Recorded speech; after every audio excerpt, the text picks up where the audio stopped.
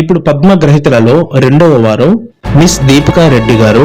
తెలంగాణ వాస్తవ్యులు, ఆర్ట్ రంగం నుంచి ఎంపికయ్యారు.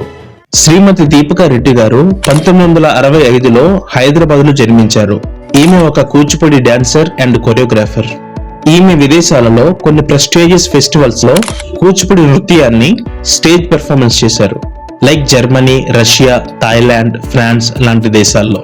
ఈమెకు సంగీత్ నాటక్ అకాడమీ అవార్డ్స్ వాళ్ళు గుర్తించి 2017లో సత్కరించి గౌరవించారు.